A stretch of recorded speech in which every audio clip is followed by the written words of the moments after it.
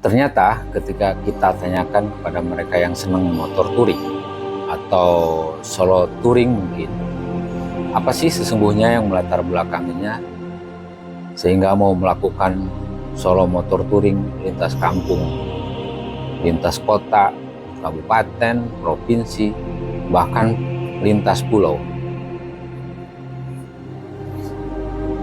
Apa nggak kebayang ribetnya persiapan pra-touring, resiko yang akan menghadang di jalan, mulai dari nyiapin budget, akomodasi, di makan, nginep, beli peralatan, dan sebagainya. Sebenarnya pertanyaan-pertanyaan itulah yang mengemuka bagi sebagian orang yang mungkin dalam kesehariannya kelewat perfect. Artinya selalu teranggarkan, selalu terencana. Nah, bagi orang-orang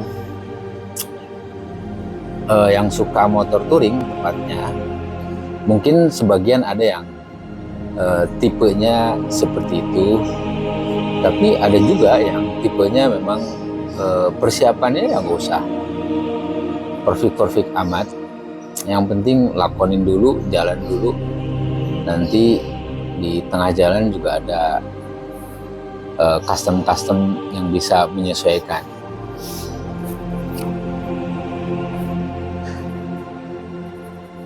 Nah, mereka itu setidaknya ada, ketika kita sampaikan pertanyaan itu, kenapa mereka mau solo motor touring, setidaknya ada 4 hal yang coba kita tangkap ya di sini.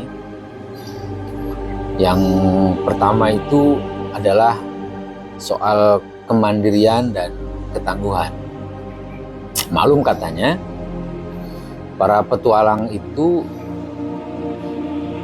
dengan membiasakan dan hobi touring itu mengajarkan mereka soal bagaimana mereka harus survive, tangguh dan mandiri saat menghadapi beragam tantangan di jalan.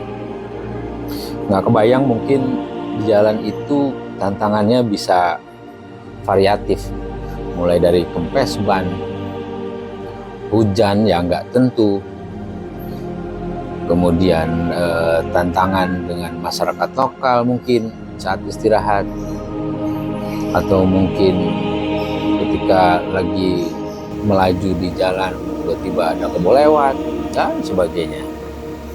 Nah, hal-hal yang semacam ini bagi mereka adalah sebuah tantangan, sehingga boleh jadi berimplikasi dari hal kecil ini juga berimplikasi terhadap bagaimana mereka menyelesaikan problem masing-masing di kehidupan mereka, mulai dari di pekerjaannya, di keluarganya, dan mungkin di masyarakatnya.